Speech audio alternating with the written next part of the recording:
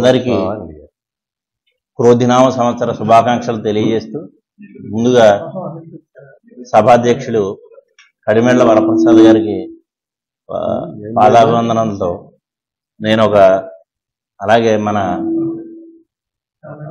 తెలుగు తల్లి లాంటి మన అపర్ణ గారికి కూడా నమస్కరిస్తూ ఒక ఆముక్త మాలేదలోని అక్షర నిక్షేపం అనే ఒక పద్యాన్ని వినిపిస్తాను.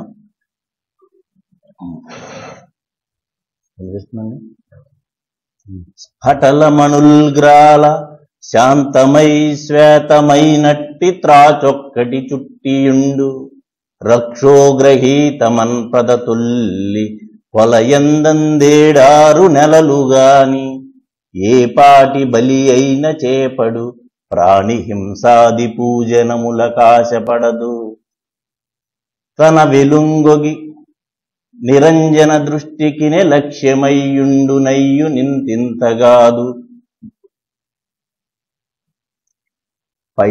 రత్నమొకటి పైన పూర్వంబు మెరయు కలదు పద్మంబు శంఖంబు పలుకులేటికి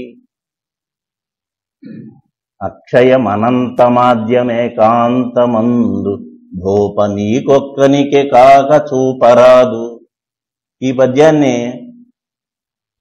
శ్రీరంగనాథుడే సాక్షాత్తు నిజమైనటువంటి నిక్షేపం అని చెప్పడం కోసం ఒక వైష్ణవోత్తముడు ఆ యమునాచార్యుల వారికి చూపించడానికి ఆ కావేరీ పట్టణానికి తీసుకెళ్లి అక్కడ ఈ శ్రీరంగనాథుని యొక్క విగ్రహాన్ని చూపిస్తారు. ఆ సందర్భంలోని పద్యం అండి.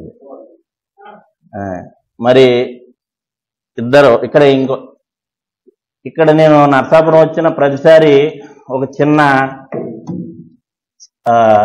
ఒక అనుమానం వస్తుందండి నాకు. ఏంటంటే మీకు 2-3 సార్లు నాకు చెప్పాలనిపించింది, కానీ ఈ సందర్భం అనుకుంటున్నాను నేను. ఏంటంటే మనం అంతర్వేది కూడా వెళ్ళానండి, అలాగే నరసాపురం వచ్చాను. అంతర్వేదిలో నరసింహస్వామి దేవాలయం ఉంది, అలాగే మనకు కూడా ఇక్కడ యోగ నరసింహ దేవాలయం ఉందండి. మరి అంతర్వేది నరసింహస్వామికి నరసాపురం నరసింహస్వామికి చిన్న భేదం ఒకటి నాకు కనిపించిందండి. మరి నరసాపురంలో ఉండేటటువంటి నరసింహస్వామిని మనం యోగ నరసింహస్వామి అని చెప్తున్నాం కదండి. మరి అక్కడ ఆయనకి ఓన్లీ లక్ష్మి మాత్రమే ఉంది, లక్ష్మీ నరసింహస్వామి. ఇక్కడ యోగం పట్టింది ఆయనకి. అక్కడ ఆయన ఎదురుగా ఉప్పు సముద్రం ఉంది, ఉప్పు నీళ్లు తాగుతూ ఆయన అక్కడ లక్ష్మీ నరసింహుడుగా మాత్రమే ఉన్నాడు. కానీ నరసాపురంలో ఆయన ఇంటి ఎదురుకుండా ఒక తెలుగు సముద్రం ఉందండి, తీయనే తెలుగు సముద్రం ఉంది కడిమెళ్ల వారు. అందుకే ఇక్కడ నరసింహస్వామికి యోగం పట్టిందని అనుకుంటున్నాను.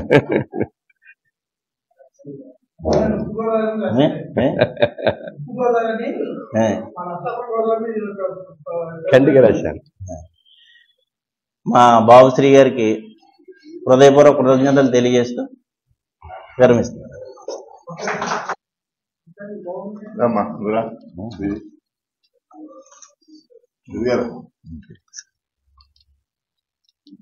మీరే అయ్యో శుభోదయ.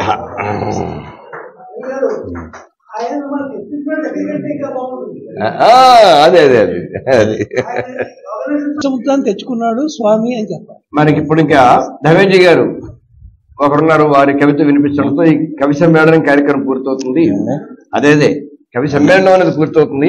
ఆమె కేవలం ఇప్పుడు మనకి అపర్ణ గారి కవయిత్రిగానే కాకుండా అతిథిగా వచ్చారు కనుక వారు సందేశము మరియు కవిత్వము మిళాయించి వేపు పచ్చలాగా మనకి అందిస్తారు. ఇది మాత్రం మనకి చాలా విశేషం అండి. 6 రుచులు సంవత్సరాది నాడు 6 రుచులు కలిపి ఒక ప్రసాదం తయారు చేసుకుని తినడం అనేది ఒక సంవత్సరాదికి మన తెలుగునాట మాత్రమే, లేదా ఇంకా ఇతర రాష్ట్రాలు ఎవరైనా మొత్తం ఈ భారతీయ సంస్కృతిలో భాగం.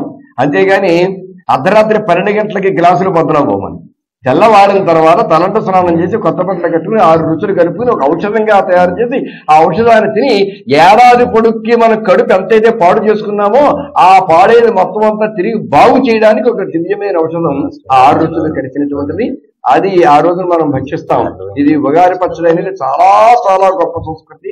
పైగా లోకంలో ఎవ్వడూ ఏ రుచి సరాసరిగా తినలేడు. తీపి అంటే ఇష్టం అనుకోండి, 1/2 కేజీ బెల్లం పెట్టండి తింటాడా? తినడు. కొంతమంది కారం అంటే ఇష్టం, అయినా 1/4 కిలో మిరపకాయలు చేసి తినమంటే తింటాడా? తినడు. మరి ఉప్పు అన్నిటికన్నా రుచి అనే పేరు దానికే ఉంది. మరి ఉప్పు నోట్లో వేస్తే తింటాడా? తినడు.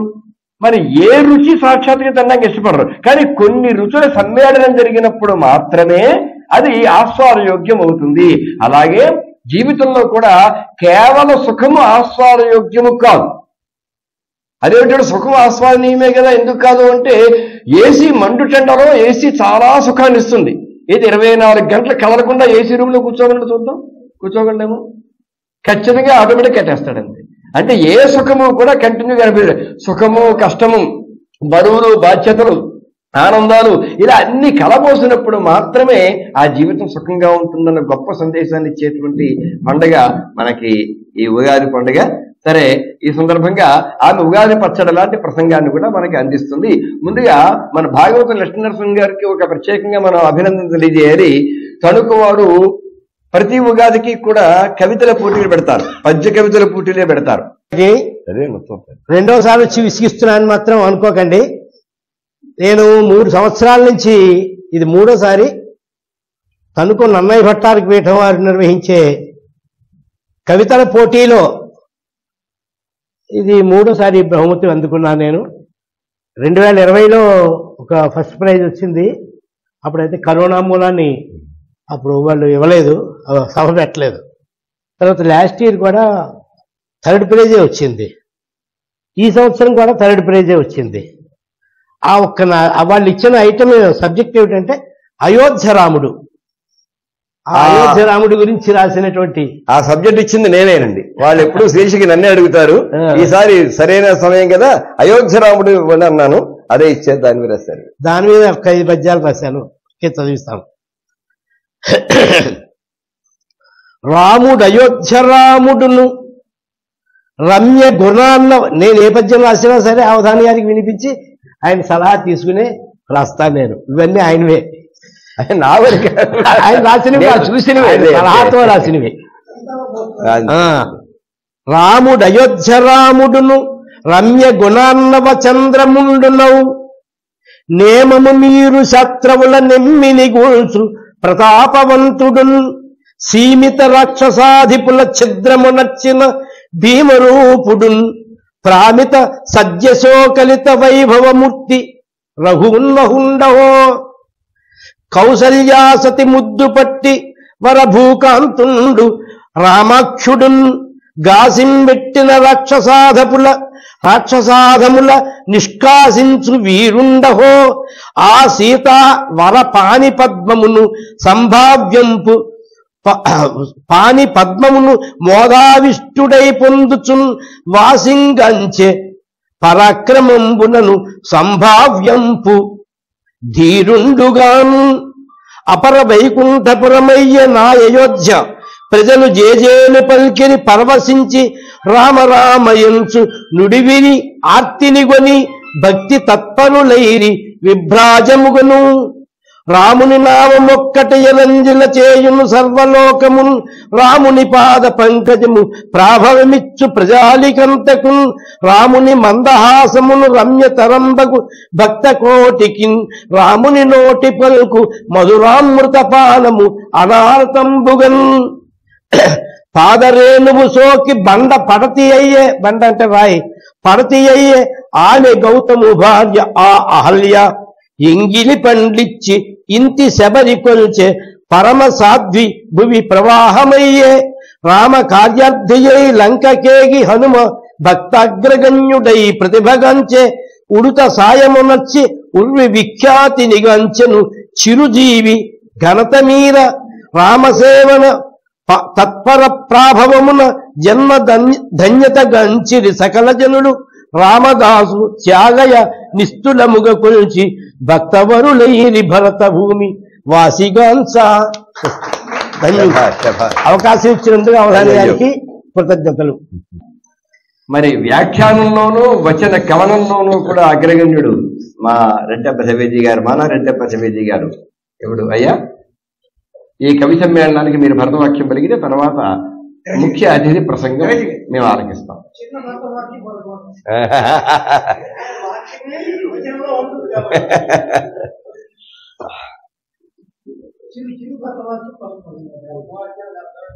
చిరు అంటే మెగాస్టార్ అని అర్థం ఉంది. మెగా అంటే అంతా మీకు చెప్పక్కర్లేదు, నేను అలాగే మెగా అంటే అర్థం నేను చెప్పక్కర్లేదు, మీరే 10 మందికి చెప్తారు మెగా అంటే అర్థం.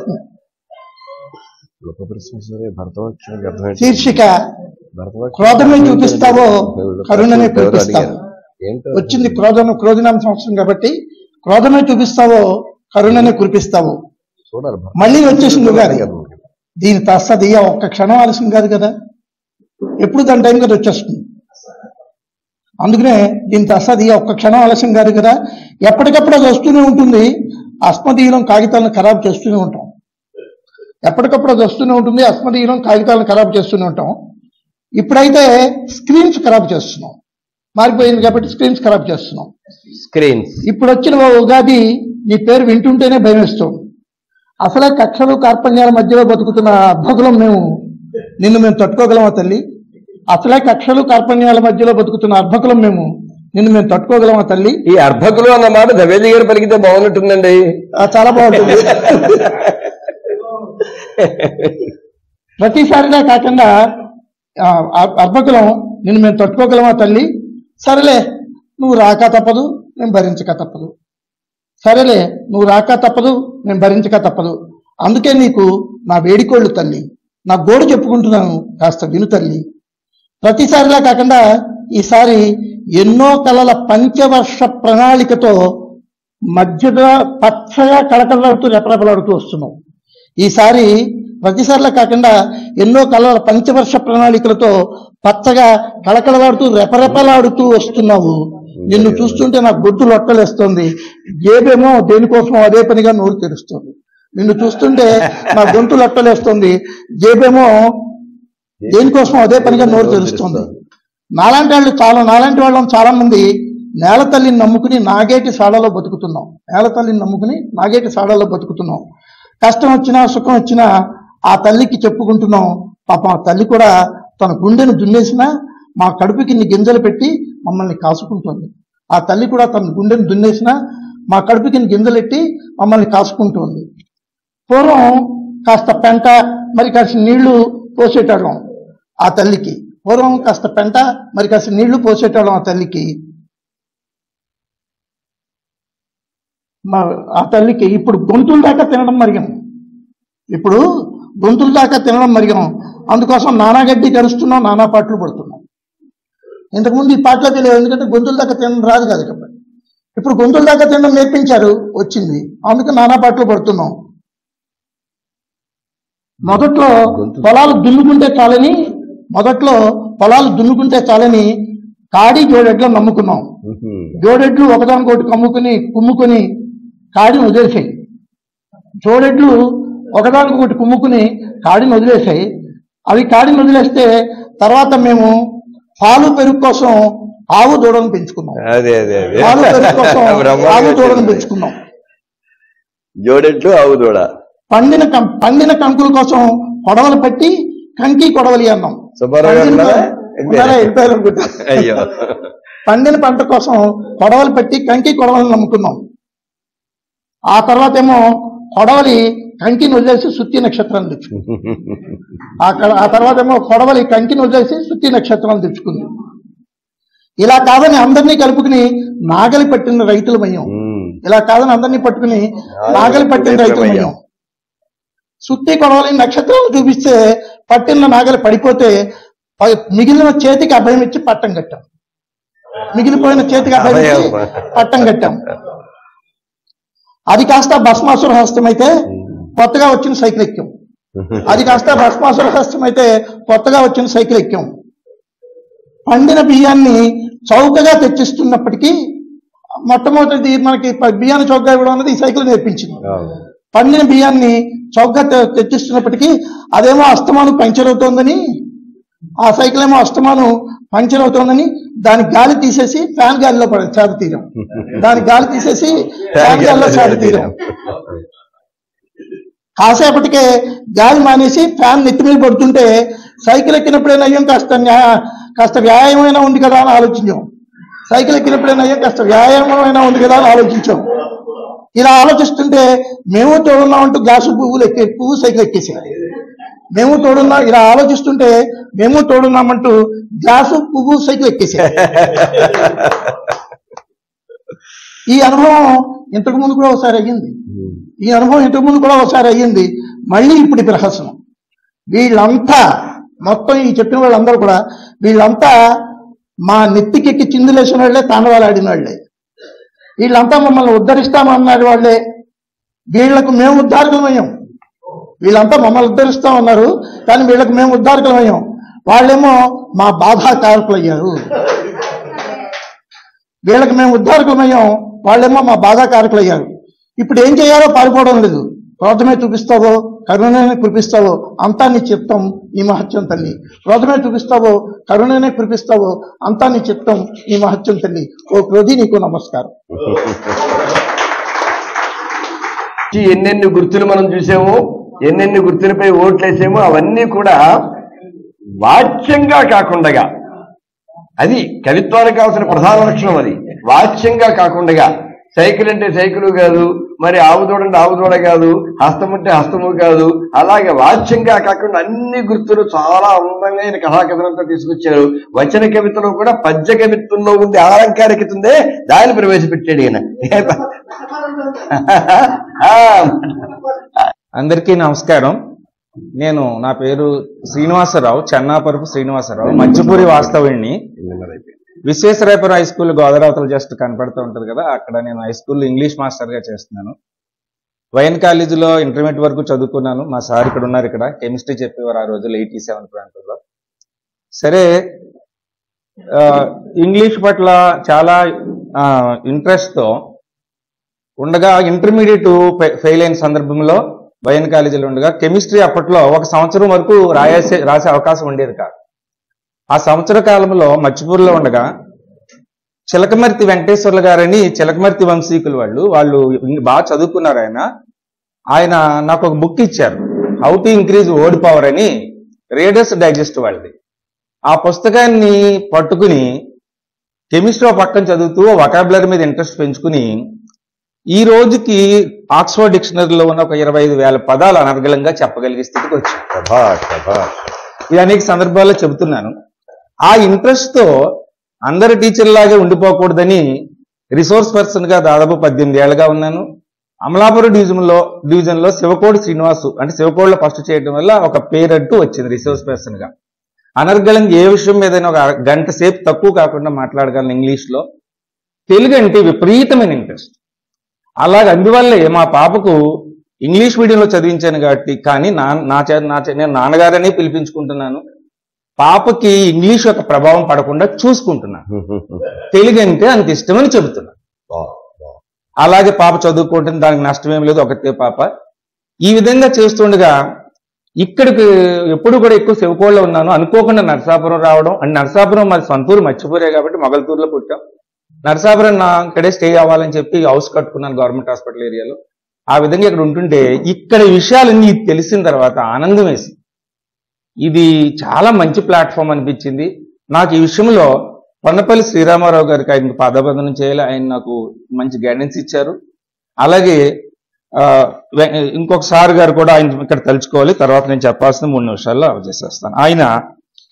ఆయన సందర్భంగా ఎవరంటే కె విజయ్ కుమార్ గారు, ఆ ఇంటి పేరు అది సార్ కొప్పర్తి విజయ్ కుమార్ గారు, ఆయన కూడా చాలా హెల్ప్ చేశారు. ఏ విధంగా అంటే కొప్పర్తి విజయ్ ఏ విధంగా అంటే ఏదో ఒకటి చేయాలి అని అనుకుని నాకున్న వొకాబులరీతో వేమన పోయంని సిపి బ్రౌన్ గారు 100 పద్యాలు మార్చారు కదా. ఈ కాలంలో వాళ్ళకి ఉపయోగపడే సరళమైన భాషలో నేనెందుకు మార్చకూడదని ప్రయత్నించి 1 సంవత్సరం పాటు దాని మీద వర్క్ చేసి 100 పద్యాలని వేమన పద్యాలను ఇంగ్లీష్లోకి మార్చడం జరిగింది. ఈ పుస్తక రూపంలో రావడం జరిగింది. పొన్నపల్లి సార్ జాకబ్ గారు అనే వారు ఇక్కడ ఉండేవారని జడ్జి గారు ఆయన చేశారని చూసి చదివి ఆనందపడ్డాను. ఆ భాష కొంచెం పై లెవెల్ వాళ్ళకి అర్థమయ్యేలా ఉంది, నాది మాత్రం చాలా సరళంగా ఉంటుంది. అదే సందర్భంలో నేనేమనుకున్నానంటే ఈ వేమన పద్యాలు మార్చే సందర్భంలో చాలా హార్డ్ వర్క్ చేయాల్సి వచ్చింది. అదంతా తర్వాత వేరే ప్లాట్ఫామ్ మీద చెప్తాను. ఇక నేనేమనుకున్నాను, నాది ఇంగ్లీష్ చెప్తాను కానీ తెలుగు మీద బాగా ఇంట్రెస్ట్ కొద్దీ పిల్లలకు మొత్తం టీచర్లో నేనే ఎక్కువ ఆప్తుడిని అవుతున్నాను. ఎందుకంటే తెలుగు బాగా ఇష్టం, తెలుగు వాడుతుంటాను. ఇంగ్లీష్ని తెలుగులా చెప్తాను, ఇంగ్లీషుని తెలుగు ట్యూన్లో చెప్తాం. ఇలా చెప్పడం వల్ల అత్యంత పేరు వచ్చింది. మా స్కూల్లో ఎక్కడికి వెళ్ళినా నాకే పేరు. అదేవిధంగా ఏం చెప్తానంటే వాళ్ళకి ఏదైనా చెప్పినప్పుడు ఇప్పుడు అందరికీ తెలిసినది ట్వింకిల్ ట్వింకిల్, అది ఎలా చెప్తుంటానంటే అందువల్ల నా అభిమానం. Twinkle twinkle little star, twinkle twinkle little star, how I wonder what you are, twinkle twinkle little star, how I wonder what you are, up above the world so high. ఏం brother వాళ్ళ నీరసంగా ఉన్నారా? వేయండి. Up above the world so high, like a diamond in the sky, twinkle oh little star, oh how I wonder oh what you are oh అని చెప్పేటప్పటికి అత్యంత ఆనందపడుతుంటారు. ఇలాగా ఇంగ్లీష్ని తెలుగులో అర్థమయ్యేలా చెప్పడం జరుగుతుంది. ఈ సందర్భంలో మంచి పేరు వచ్చింది. నేనేమనుకున్నానంటే వేమన పద్యాలు మార్చేసాం, పుస్తకాలు అయితే 500 ఏం చేసాం, 25,000 అయింది. పుస్తకం 50 రూపాయలు చొప్పున కొన్నవాళ్ళు 25 మంది కూడా లేరు, నష్టమేమీ లేదు, వెళుతోంది, పేరు వస్తుంది. ఇలాంటి ప్లాట్ఫామ్స్ లో కంపల్సరీగా వస్తుంది. ఇలా అనుకుంటూ ఈ సమ్మర్ పూర్తి అయ్యేటప్పటికి ఈ వేమన పద్యాన్ని సిపి బ్రౌన్ తర్వాత ఇంటర్నెట్ లో చూసుకుంటే ఇంగ్లీష్ లో ట్రాన్స్లేట్ చేసిన వాళ్ళు 5 కంటే ఎక్కువ కనపడలేదు నాకు. నేను ఒకనయ్యాను. ఇలా కాదు ఇంకేం చేయగలను అని అనుకుని సుమతి శతకాలను ఇంతవరకు ఇంగ్లీష్ లో మార్చిన నాదుడు ఇక్కడ పుట్టలేదు, ఇండియాలో నాకు కనపడలేదు. నేనెందుకు చేయకూడదు? వేమన పద్యాలు రాసినటువంటి కృషితో సుమతి శతకాలు మార్చే ప్రయోగం మొదలుపెట్టాను. 5 పద్యాలు రాశాను. 5 పద్యాలు అవుతాయి, 100 అయిన తర్వాత దాన్ని ఇంగ్లీష్లో ట్రాన్స్లేట్ చేస్తారు. ఎందుకు ఉపయోగం? తెలుగు పద్యాలు చాలా బాగుంటాయి, వేమన పద్యాలు, సుమతి శతకాలు ఇంకా బాగుంటాయి, మరి ఇంగ్లీష్లోకి ఎందుకు? మరి దవేజీ గారు ఫస్ట్ ఈ ప్రసంగం మొదలెట్టేటప్పుడు ఏమన్నారు? ఇంగ్లీష్ అనేది ఇంటర్నేషనల్ లాంగ్వేజ్, నేషనల్ గాను ఇంటర్నేషనల్ గాను మన కవుల గురించి ఇంటర్నేషనల్ గా తెలియాలి. వేమన పద్యాలు అందరికీ తెలుసు కాబట్టి ఆ విధంగా మారిస్తే మన కవుల యొక్క ప్రచారం ఇతర దేశాల్లో అవుతుంది, ఇతర రాష్ట్రాల్లో అవుతుందనే ఉద్దేశంతో మార్చాలని ప్రయోగం చేస్తున్నాను. కర్ణాటకకి నా బుక్స్ పంపించాను వెళ్ళినాయి, అలాగే అమెరికాకు కూడా బుక్స్ పంపించాను వెళ్ళినాయి. టైం పడుతుంది, ప్రతి ఒక్కరికి ఒక టైం వస్తుంది. ఆ విధంగా అప్పుడు నా పేరు వస్తుంది అనుకుంటున్నాను. అలాగే తెలుగు ఎంతో ఇష్టం మీద నేను ఈ మధ్య ఎప్పుడు వాడే ఒక వాక్యం చెప్తుంటాను. కాక అనే పదాన్ని నేను బాధాన్ని అర్థంలో పిల్లలకి బాధాన్ని చెప్పేస్తాను. కాక కాక కాక ఇలా అంటూ ఉంటే ఎంత ఆనందం వేస్తుంది వాళ్ళకి. అన్ని ఇలా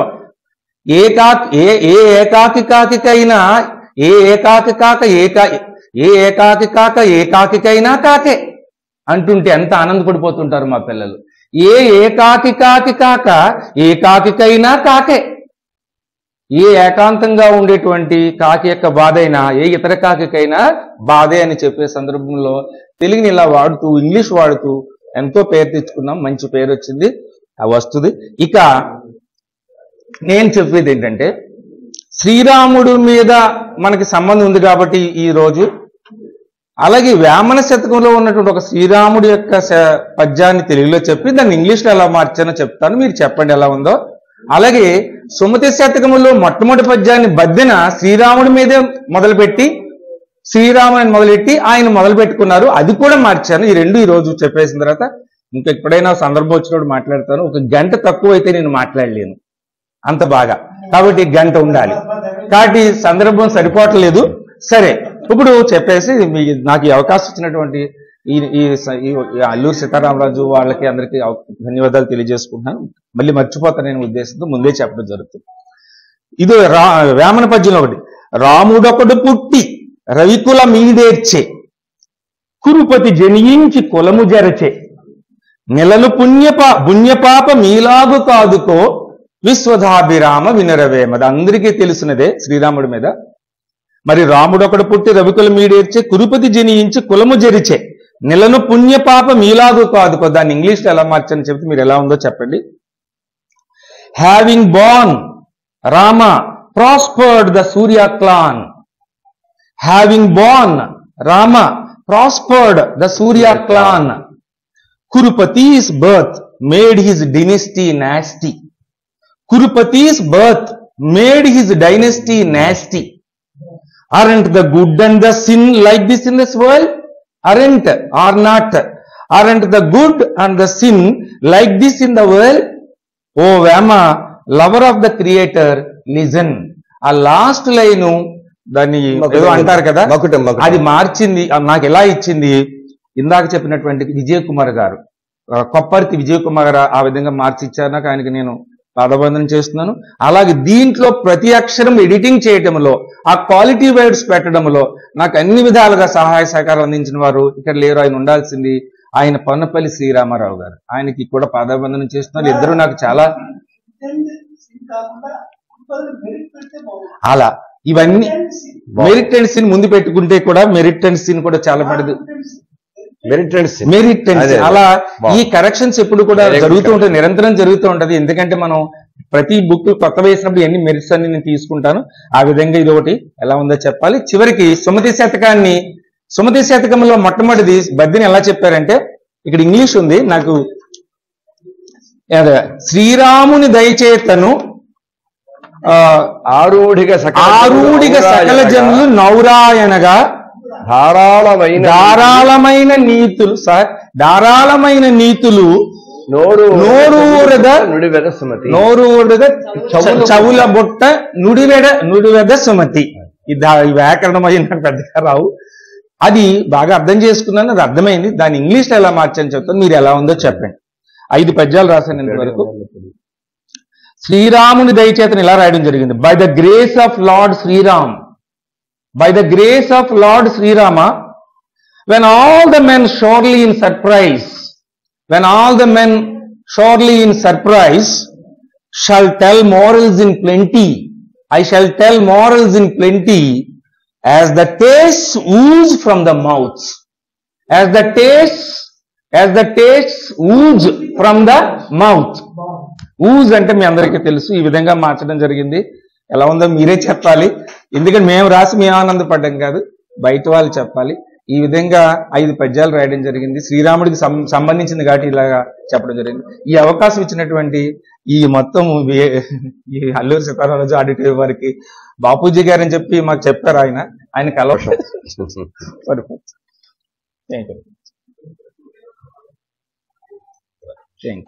ఇంతవరకు మంచివారు దాన్ని మనం ఏం పెట్టుకోవాలి. ఇప్పుడు ఇంతవరకు భరించారు ఎవరు ఏ రుచిని పెట్టినా. ఇప్పుడు 6 రుచుల ఉగాది పచ్చడిని మనకి అందించబోతున్నారు ఆపర్ణ గారు. చాలా చాలా సమయం పాపం లేట్ చేసేసాం. ముగించవలసిన సమయానికి వారికి మైకిస్తున్నాం మనం. చాలా దూరం నుంచి ఎక్కడ భీముడోరు, ఆ భీముడోరు నుంచి పాపం ఎక్కడ దాకా వచ్చారు. పంగుం లంఘయతే గిరిం యత్కృపాతమహం వందే పరమానందమాధవం. యా దేవీ సర్వభూతేషు జ్ఞానరూపేణ సంస్థితా నమస్తస్యై నమస్తస్యై నమస్తస్యై నమో నమః. ముందుగా వేదిక మీద ఆసీనులై ఉన్న సభా సంచాలకులుగా ఉన్న గురు సహస్రావధాని గారు కడిమెళ్ల వరప్రసాద్ గారికి, అలాగే సభలో ఆసీనులై ఉన్న రసజ్ఞులు, కవులు, పండితులు, సాహితీ పోషకులు అందరికీ కూడా క్రోధినామ సంవత్సర ఉగాది పర్వదిన శుభాకాంక్షలను తెలియజేస్తూ, ఈరోజు ఏదైనా మాట్లాడేయచ్చు, అదొక స్వేచ్ఛ ఉంది ఇక్కడ. ఏదైనా మాట్లాడేయచ్చు అంటే ఇది అంశం ఇది అని అన్నది లేదు కాబట్టి ఏం మాట్లాడినా పర్వాలేదు, ఆ ధైర్యంతో వచ్చేసాను. ఎందుకంటే నిన్న రాత్రి గుంటూరులో జరిగిన సభ 11:30కి పూర్తయితే అర్ధరాత్రి 12ంటికి బస్సు ఎక్కి ఉదయం 3 గంటలకి మా ఊరిలో దిగి 7 గంటలకి స్కూలుకు వెళ్ళి 12:30 వరకు అక్కడ విధి నిర్వర్తించి ఆ తర్వాత అక్కడి నుంచి ప్రయాణమే వచ్చాను. ఈ మధ్యలో ఇక్కడ మాట్లాడటం కోసం ప్రయాణంలో సన్నద్ధమైందే ఇక్కడ చేసినటువంటి ప్రయత్నం అన్నమాట. బాబుశ్రీ గారు 2 రోజుల క్రితం ఫోన్ చేసి ఉగాది మర్నాడు పెట్టుకుంటున్నామని అన్నారు. వారు నా పట్ల చూపించే వాత్సల్యాన్ని ఒక ధైర్యంగా తీసుకుని వచ్చేసానండి.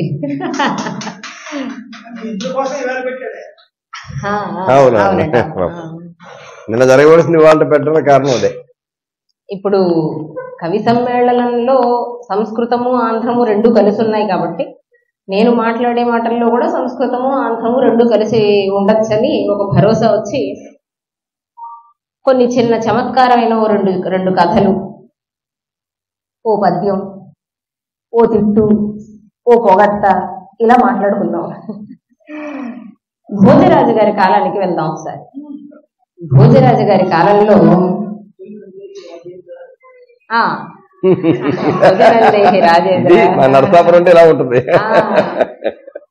భోజరాజు గారి కాలం అది ఒక సాయంకాల సమయం.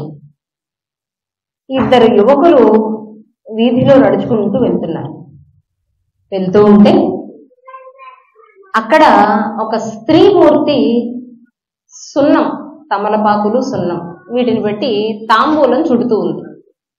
అలా చూసుకుంటూ వస్తున్నారు. ఏదేమైనా సరే స్త్రీని చూస్తే మాట్లాడాలి అని అనిపించడం పురుషుల సహజ లక్షణం. పని ఉన్నా లేకపోయినా ఆ పలకరించాలన్నది సహజ లక్షణం. ఆ సహజ లక్షణం చేత ఈ అమ్మాయితో కాసేపు మాట్లాడితే బాగుంటుంది అనిపించింది వాళ్ళిద్దరిని. పలుకరించులాగింతియగాక నీ విరుగవే నువ్వు వచ్చిన త్రోవ చెప్పు. కాబట్టి అక్కడి నుంచి ఉన్నదే అంటే బై మ్యానుఫ్యాక్చరింగ్ డిఫెక్ట్ అనమాట. వాళ్ళని ఏమనడానికి లేదు, వాళ్ళు అనకూడదు మీరు ఇలా ఆలోచిస్తున్నారేమిటి అని అంటే లేదు, అది డిఫాల్ట్ గా అలా వచ్చేసింది అంతే. కాబట్టి అలా ఆ స్త్రీమూర్తిని చూసి మాట్లాడదామని వచ్చి ఇద్దరిలో మొదటి వాళ్ళు అన్నారట, తూర్ణమానీయతాం చూర్ణం పూర్ణచంద్ర నిభాననే అని అన్నారు. తూర్ణమానీయతాం చూర్ణం పూర్ణచంద్ర నిభాననే అని ఒకళ్ళంటే, రెండో వాళ్ళు అన్నారట పర్ణాని స్వర్ణ వర్ణాని కర్ణాంతాయతలోచనే అన్నారట రెండో వాళ్ళు. ఈ 2 పదాలకి, ఈ 2 వాక్యాలకి అర్థంలోకి వెళ్తే తూర్ణమానీయతాం చూర్ణం పూర్ణచంద్ర నిభాననే. పూర్ణచంద్ర నిభాననే ఏమిటో, ఆ చంద్రుడి యొక్క అదృష్టం ఏమిటో తెలియదు, స్త్రీ జాతికి పట్టిన దురదృష్టం ఏమిటో తెలియదు. అది తప్పితే ఇంకో పోలికే పోల్సరండి, నీ ముఖం చంద్రబింబంలా ఉంది తప్పితే ఇంకొకటి ఏది ఉండదు. ఆయన ఎంత అదృష్టవంతుడు చెప్పండి. స్త్రీ ముఖానంతా స్త్రీ ముఖాలకి చక్కగా ఉపమానం అయి కూర్చున్నాడు. మాకే ఇంకో ఉపమానం లేకుండా పోయింది. పూర్ణచంద్ర నిభాననే చంద్రబింబం కూడా సరిపోవట్లేదు వాళ్ళకి, ఇంకేం అంతగా తక్కువలేదు ఇచ్చేసాం. పూర్ణచంద్ర నిభాననే చంద్రుని వంటి ముఖం కలిగినటువంటి ఓ అమ్మాయి, తూర్ణం చూర్ణమానీయతాం వేగంగా నాకు కొంచెం సున్నం తెచ్చిపెట్టు అని అన్నట్టు ఆయన ఒక ఆయన. రెండవ ఆయన పర్ణాని స్వర్ణ వర్ణాని కర్ణాంతాయతలోచనే. పర్ణాని స్వర్ణ వర్ణాని పర్ణాని స్వర్ణవర్ణాని, పర్ణములు ఆకులు తేవాలి. ఎలాంటి ఆకులు? స్వర్ణవర్ణాని బంగారం లాంటి ఆకులు, అంటే మంచి ఆకులు అని అర్థం. పర్ణాని స్వర్ణవర్ణాని కర్ణాంతాకీర్ణలోచనే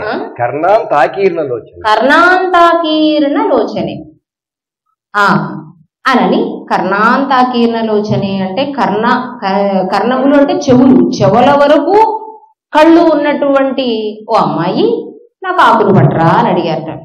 ఆ అమ్మాయి ఇద్దరిని ఒకసారి చూసి పక్కన ఉన్న వీళ్ళకి నేను ఇవ్వడం ఎక్కువ అని చెప్పి పక్కన ఇంకో అసిస్టెంట్ ఉంటుంది కదా, ఆ అసిస్టెంట్కి చెప్పిందట, ఇదిగో ముందు ఈ కవికి ఆకులు ఇచ్చి తరువాత ఈ పండితుడికి సున్నమియ్యి అని చెప్పింది. అని చెప్పి ఆవిడ వెళ్ళిపోయింది లోపలికి. ఇప్పుడు మొదటి యువకుడికి మొదట మాట్లాడిన అతనికి 2 సందేహాలు ఉన్నాయి. ఏమిటి? ఒకటి, ఇతన్ని కవి అని ఎందుకంది, తనని పండితుడని ఎందుకంది, అది ఒక సందేహం. 2, ముందు అడిగింది నేను కదా సున్నం తెమ్మని, మరి ముందు అతనికి ఆకులు ఇచ్చి తర్వాత ఇతనికి సున్నం ఇవ్వమంది ఏమిటి అని 2 సందేహాలు ఉండిపోయాయి అతనికి. అర్థం కాల ఏమిటి ఇలా జరిగింది అని అంటే, సాహిత్యకారులు అన్ని వాచ్యంగా చెప్పరు, కొన్ని సహృదయుల యొక్క మనస్సులకు వదిలేస్తారు. తర్వాత దానికి వచ్చినటువంటి సమాధానాలు ఏమిటంటే, ముందు ఆయన అన్నారట తూర్ణమానీయతాం చూర్ణం, ఆయనకి ఏదో మాట్లాడేయాలి అనే తొందరే తప్పితే కాస్త బుద్ధి పెట్టి మాట్లాడే ఇది లేదు. ఎందుకని? తొందరగా సున్నం తెచ్చేయంటే ఆవిడ ఇలా వెళ్ళి ఇలా వచ్చేస్తుంది అంతే. ఆ తర్వాత ఆవిడ కనిపించదు. సున్నం చేతిలో పెడితే ఈయన వెళ్ళిపోవాలి. చేతిలో పెట్టాక ఇంకా సున్నం చేతిలో పెట్టాక కూడా ఇక్కడే ఉన్నవంటి కదులు ఉంటుంది. కాబట్టి ఆ మాత్రం ఆలోచన లేకుండా తూర్ణం అంటే వేగంగా ఆ వేగిరపాటు తెలుస్తోంది, వేగిరపాటు అక్కడ తెలుస్తోంది. అందువల్ల నిజంగా స్త్రీమూర్తిని ఆరాధించే వాళ్ళు కాసేపు ఇంకో ఆ అమ్మాయిని చూడాలని అనుకుంటారే కానీ తొందరగా అక్కడి నుంచి వచ్చేయాలని ఎందుకు అనుకుంటారు? కాబట్టి అబ్బే ఇది కవి హృదయం కాదు, పండిత హృదయమే. కేవలం పాండిత్యాన్ని చూపించడం కోసం మాట్లాడిన మాట. తూర్ణం అనీయతాం చూర్ణం, ఈ అర్ణ అన్నది ఏదైతే కనిపిస్తుందో అది 3 మారు ప్రయోగిస్తే ఆ అమ్మాయి ముచ్చట పడిపోతుందని వేగిరపాటుతో ఆ తూర్ణ మండలంలోనే ఆయన వేగిరపాటు అర్థమైపోతుంది. కాబట్టి అలా అన్నట్టు. మరి రెండో ఆయన పర్ణ అని స్వర్ణ వర్ణ అని కర్ణాంతాకీర్ణలోచని, పర్ణములు ఆకులు కావాలి నాకు. ఎలాంటి ఆకులు? స్వర్ణ వర్ణ అని బంగారు రంగులో ఉండే తమలపాకులు. అంటే చేతికి వచ్చినవి 4 ఇచ్చి నువ్వు ఇక్కడి నుంచి కదులంటే కదలను నేను. నువ్వు చక్కగా వాటన్నిటినీ వెతికి అందులో చాలా బాగున్న లేత నవనవలాడేటువంటి ఆకుల్ని నా చేతిలో పెడితేనే నేను వెళ్తాను. నిజంగా నవనవలాడే ఆకులు చేతిలో పెట్టినా కూడా అప్పుడు ఏమనొచ్చు, అబ్బే ఇంకొంచెం బాగా ఇంకొంచెం మంచివి ఇవ్వమ్మా అని ఆయన ఎక్కడే ఉండొచ్చు, ఆ అమ్మాయిని చూస్తూనే ఉండొచ్చు. ఇది కవి హృదయం.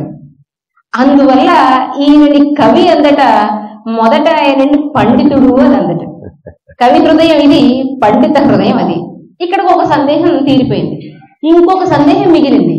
మరి ముందు నేను అడిగాను కదా నాకు ఇవ్వడం మానేసి తర్వాత అడిగినటువంటి అతనికి ఏమో ముందు ఇవ్వమని, నేను ముందు అడిగినటువంటి నాకు తర్వాత ఇవ్వమని చెప్పిపోయింది కదా. మరి ఈ సందేహానికి సమాధానం ఏమిటి అంటే, ఏదేమైనా ఆవిడ వ్యాపారం చేసుకునే ఆవిడ తాంబూలం అమ్మ తాంబూలం చుట్టి ఇంత ధరకి తాంబూలాన్ని ఇస్తోంది, తీసుకుంటోంది. మరి ఆవిడ జీవనభృతి కదా. అందుకనిట మొదటి ఆయన 3 అణాలే ఇచ్చాట. తూర్ణం ఆనీయతాం చూర్ణం పూర్ణచంద్ర నిభాననే. ఈ 3 అణాలు ఉన్నాయి, 3 అణాలు ఉన్నాయి. మరి రెండో ఆయన పర్ణాని స్వర్ణ వర్ణాని కర్ణాంతకీర్ణ లోచనే. ఆయన ఏకంగా 6 అణాలు ఇచ్చేశారు. ఈయన 3 అణాలే ఇచ్చాడు, ఈ రెండో ఆయన 5 అణాలు ఇచ్చాడు. కాబట్టి మరి డబ్బులు ఎవరికి ఇస్తే వాళ్ళకి, ఎవరైతే ఫస్ట్ మనకి డబ్బులు ఇస్తున్నారో వాళ్ళకి సర్వీస్ ముందు అన్ని ఇవ్వాలి. కాబట్టి ఈ మహానుభావుడికి ముందు ఆకులిచ్చి ఆ తరువాత ఆయనకి సున్నాన్నిచ్చి పంపించు అని చెప్పారట. ఇది ఈ ఇద్దరు యువకులలో ఒకరు దండి అని, రెండవ వారు కాళిదాసు అనే ప్రతీతి కూడా ఉంది. అంటే పండితుడుగా దండి, కవిగా కాళిదాసు ఆమె చేత అలా కొనియాడబడ్డారు అని శ్లోకం అన్నమాట. తూర్ణం ఆనీయతాం చూర్ణం పూర్ణచంద్ర నిభాననే పర్ణాని స్వర్ణ వర్ణాని కర్ణాంతాకీర్ణ లోచనే. ఇది ఏం తెలియజేస్తోంది అంటే, ఈ అణ అణ అణ అనే పదం ఏదైతే ఉందో, ఈ అణ అనే పదం మనకు తెలుగులో తప్పితే ఇంకెక్కడ లేదండి. ఇంక ఏ ప్రాంతం వాళ్ళు కూడా అణ అనరు, మనమే అంటాం. 4 అణాలు 5 అణాలు 6 అణాలు. ఒకప్పుడు ధనాన్ని లెక్కించే క్రమంలో అణాన్ని అలాగే అంటారు. 16 అణాల తెలుగు ఆడపడుచు ఆడపిల్ల అంటున్నాం. అలా నీకు తెలుసా అనా? ఏంటండి అనా నీకు తెలుసా? తెలియదా? నిజం చెప్పే. అలా ఇన్ని అదే మేము మార్చాం, చాలా అణాలు మార్చేవాళ్ళం అప్పట్లో. మీకు మాత్రమే అర్థమయ్యే కోడ్ లాంగ్వేజ్ ఏదో మాట్లాడుకుంటున్నారు, నాకు అర్థం అవుతుంది ఆ విషయం, ఇంకా చిన్నపిల్లలు. కాబట్టి మన తెలుగు ప్రాంతాలలో కూడా ఒకప్పుడు పిల్లలు, పెద్దలు, స్త్రీలు, పురుషులు అనే భేదం లేకుండా అందరికీ సంస్కృతము, కవిత్వము పట్ల కనీస అవగాహన, ప్రాథమికమైనటువంటి అవగాహన ఉండేది అనే విషయం ఈ వృత్తాంతం మనకి చెప్తోంది. అది మన తెలుగు జాతికి ఈ అణ తెచ్చిపెట్టిన గౌరవం అన్నమాట. వారు చెప్పిన ఒక సమాధానంలో మన తెలుగు అణ ఉంది కాబట్టి మనం కూడా ఒకప్పుడు స్త్రీ పురుష భేదం లేకుండా, వయస్సుతో సంబంధం లేకుండా సంస్కృతంలో మాట్లాడే ఉండే వాళ్ళము, కవిత్వాన్ని ఆస్వాదించగలిగే వాళ్ళము అని.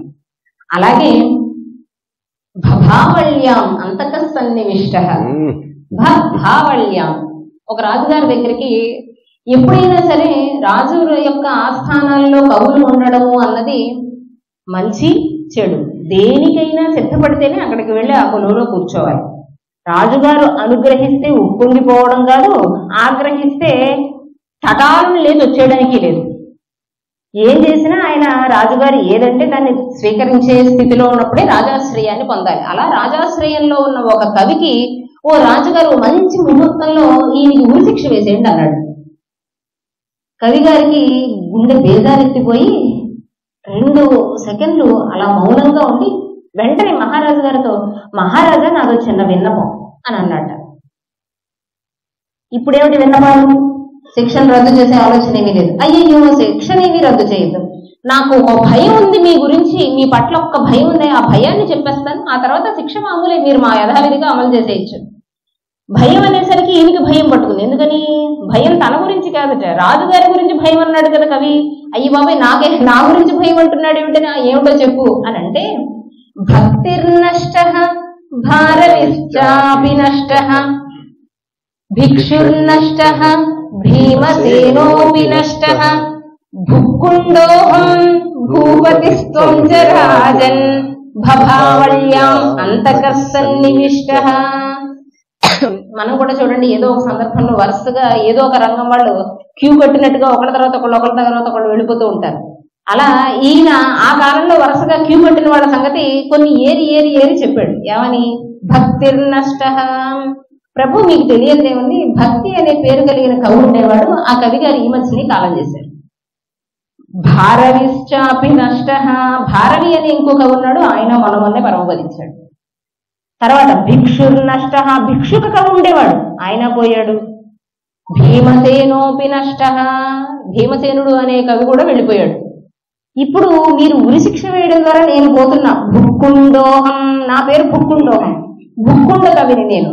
ఇప్పుడు మీరు నాకు ఉరిశిక్ష వేస్తున్నారు. ఇప్పుడు ఒకసారి గమనించండి, పైన అంతా కూడా భాగునిందమే నడుస్తుంది. భక్తి, తర్వాత భారణి, తర్వాత భిక్షుకుడు, తర్వాత భీమసేనుడు, తర్వాత భుక్కుండుని నేను, తర్వాత భూపతి స్తోంచరాజన్, భూపతి, మీ పేరు భూపతి మహారాజు. భూపతి అంటే ఇక్కడ రాజు అనే అర్థం కాదు, ఆయన పేరు భూపతి మహారాజు. భూపతి అంటే ఏ భూపతి అయినా కావచ్చు, మళ్ళీ నేనే ఎందుకు అవుతాననే ప్రశ్న వస్తుంది రాజుగారి దగ్గర. కాబట్టి ఏంటంటే భూపతి స్తోంచరాజన్, తర్వాత భూపతి మహారాజు మీరు. కాబట్టి భభావళ్యాం అంతకః సన్నివిష్ట, ఈ భాగుడింతంలో అంతకుడు అంటే యముడు కూర్చుని ఉన్నాడేమో అని నాకు కొంచెం సందేహంగా ఉందండి. ఆ తర్వాత మీ ఇష్టం, మీరు ఉరిశిక్ష పదండి, ఇప్పుడు ఎక్కడికి పదమంటారు అన్నానంటే ఆగు అని చెప్పారండి. రాజుగారు ఉరిశిక్ష రద్దు చేశారు. రాజు బాగున్నాడు, వీడు బాగుండాలి. ఈయన బ్రతుకున్నంత కాలం కూడా ఎలాంటి ఆపద కలగకుండా, ఇబ్బంది కలగకుండా, సకల సౌకర్యాలతో చక్కగా ఈయన జాగ్రత్తగా చూసుకోండి అని చెప్పాడు. ఇది అంటే ఆయన బాగున్నంత కాలం ఈయన బాగుంటాడు కాబట్టి ఆయన బాగుండడమే ప్రధానమైన లక్ష్యంగా రాజుగారు ఆయనకి సేవలు చేయమని చెప్పి ఆజ్ఞ జారీ చేశాట. ఇది ఇలాంటి కథలు నిజంగా జరిగి ఉంటాయో ఉండవో మనకి తెలియదు, కానీ ఆ సమయస్ఫూర్తి అంటే ప్రాణం మీదకి వచ్చిందంటారు చూడండి, ఆ ప్రాణం మీదకి వచ్చిన సమయంలో మనం కాస్త సమయస్ఫూర్తిని, ధైర్యం కోల్పోకుండా ఉంటే సమయస్ఫూర్తి దానంటే అదే స్ఫురిస్తుంది. కాబట్టి ఆ ధైర్యాన్ని వహించి ఆలోచన చేస్తే ఖచ్చితంగా మనం ఆపద నుంచి బయటపడగలుగుతాము అనే స్ఫూర్తిని, ధైర్యాన్ని మనకి ఈ కథ అందిస్తుంది. కథ జరిగిందో లేదో తర్వాత మాట. అలాగే భోజరాజు గారికి కాళిదాసు గారికి గొడవలు అయిపోయాయి. గొడవలు అయిపోతే కాళిదాసు గారు దేశాన్ని విడిచిపెట్టిపోయారు. దేశాన్ని విడిచిపెట్టిపోతే ఎక్కడున్నారో తెలుసుకోవట్లా. ఇప్పుడు భోజరాజు గారికి కాళిదాసు గారికి మధ్య ఉన్న సంబంధం ఏమిటంటే, ప్రేసి ప్రియులు విరహబాధను ఎలా తట్టుకోలేరో అలా వీళ్ళిద్దరూ కూడా ఒకళ్ళని విడిచి ఒకళ్ళు ఉండగలిగేవారు కాదు.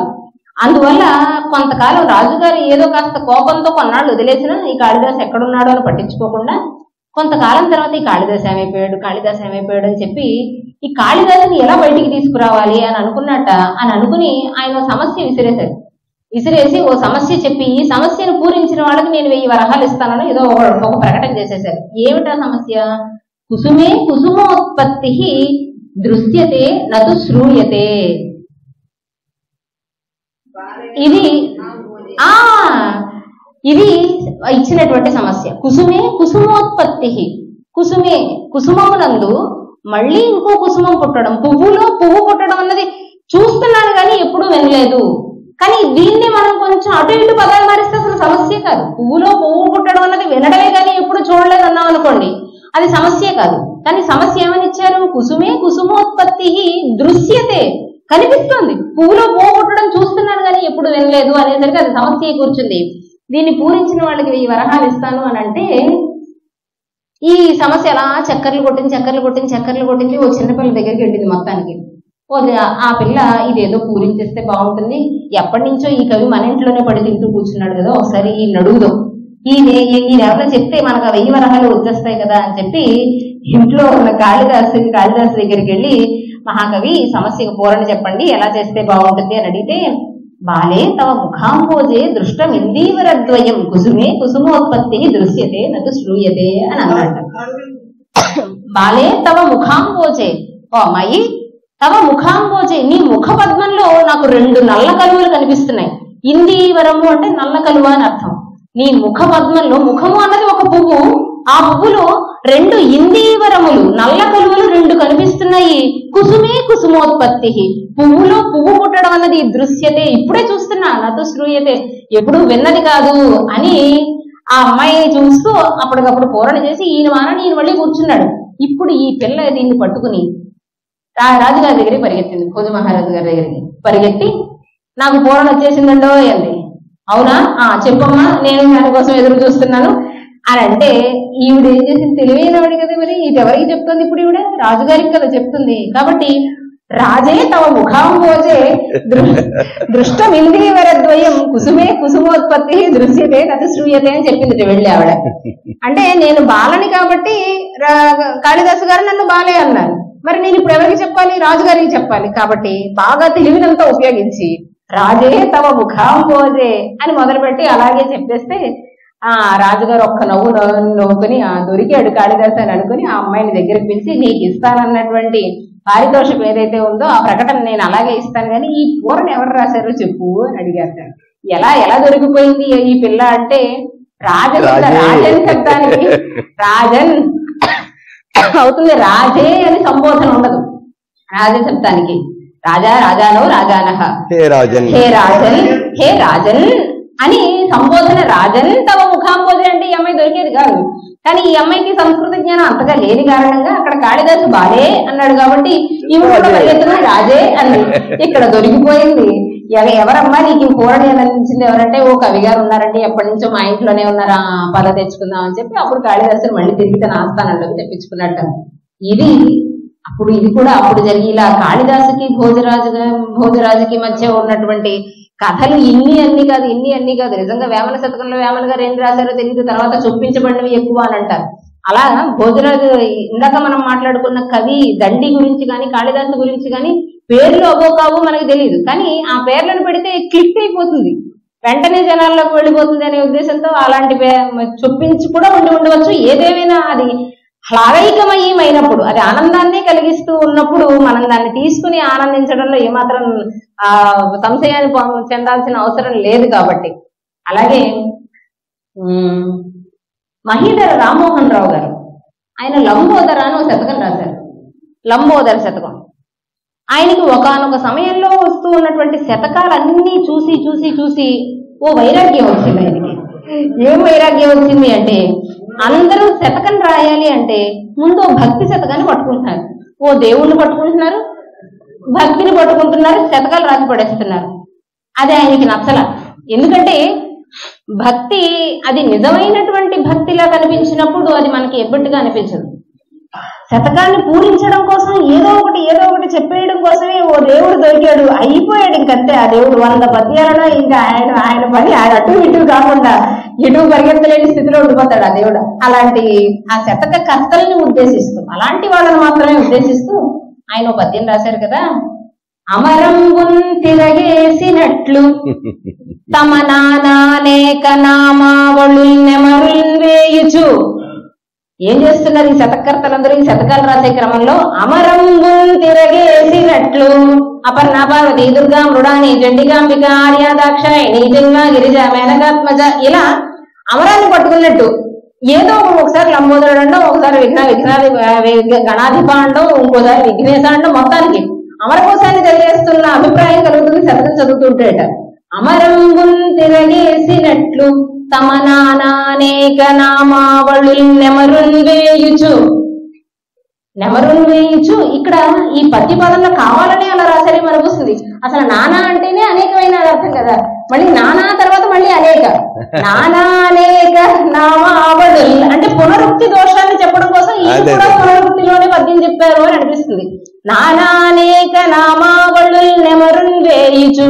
పోని అక్కడికి ఏదో రామకృష్ణ అని అన్న వాళ్ళనే మళ్ళీ మళ్ళీ స్మరిస్తున్నారు అనుకుందాం. పోతన గారి గజేంద్ర మోక్షంలో నానా అనేకప యోధములు అని పద్యం ఉంది కదా, అక్కడ అందరూ నానా అనేక అనుకుంటారు, కాదు అనేకప అని.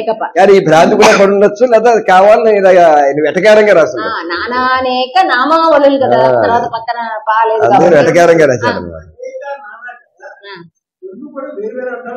వేరు అర్థాల్లో కూడా చెప్పుకోవచ్చు, ఒకే అర్థంలో కూడా చెప్పుకుంటే ఈయన చెప్పాలనుకున్న విషయానికి సరిగ్గా సరిపోయేలాగా చెప్తున్నారు అని అనిపిస్తుంది అని. అందుకే ఇది నా అభిప్రాయంగానే చెప్పాను.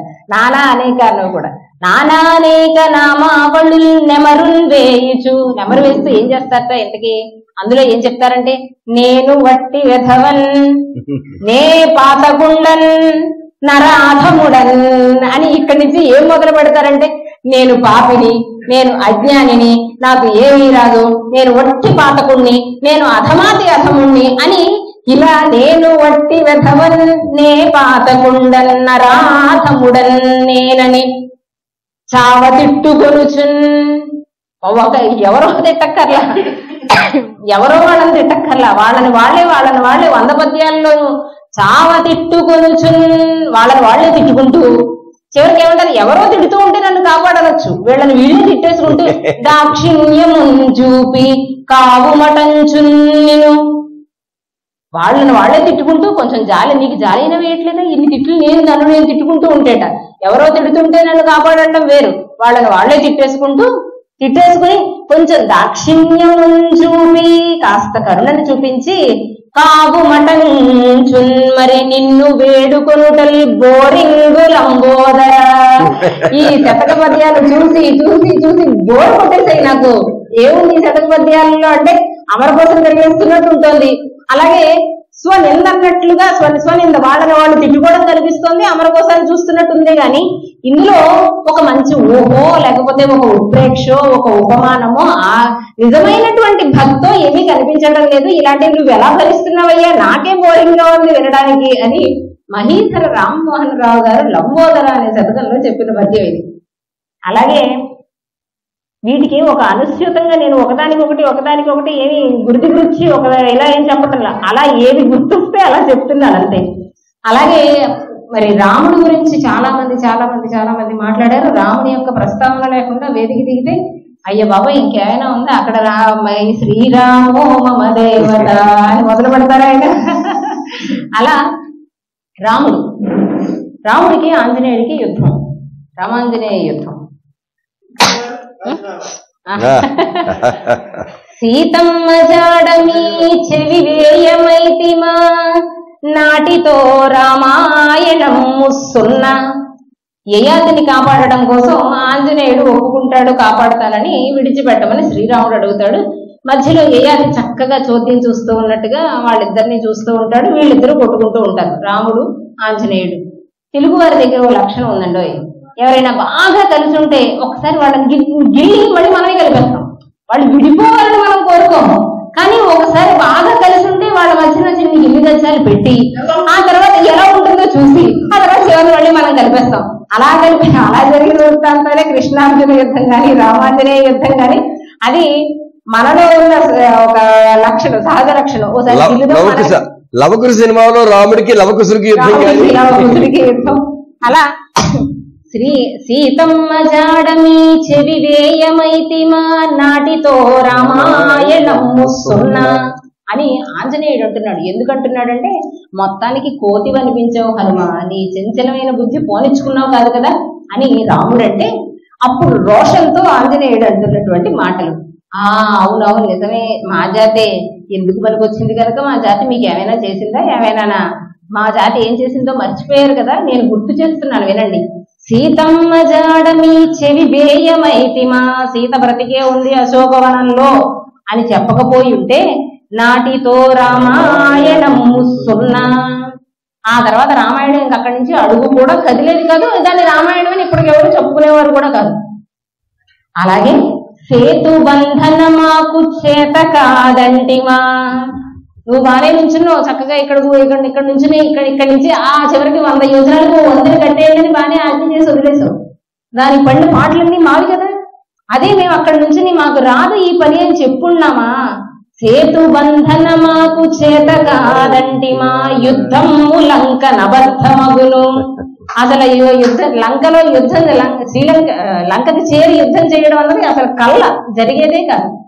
మైరావణు ప్రాణ మర్మంబు తెలియమా, మైరావణుని యొక్క మర్మం ఛేదించకపోయి ఉంటే, పంచముఖ ఆంజనేయుడుగా ఆ మైరావణుని కనుక మేము చంపకపోయి ఉంటే, రావణుండిందాక